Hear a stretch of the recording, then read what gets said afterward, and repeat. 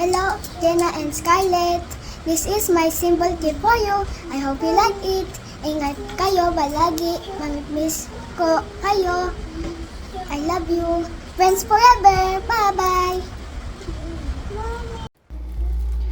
At dahil nga lilipat na kami ng bahay ay kailangan na din niya mag-transfer ng school.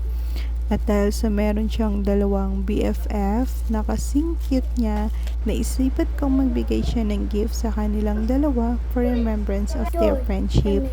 Sila ay si Jenna and Scarlett na mahilig sa Karomi. Kaya naman sinamahan ko siya sa school para siya mismo ang magbigay sa kanila. At siguradong mamimiss nila ang isa't isa. Nag-picture taking na nga din sila, syempre again for remembrance.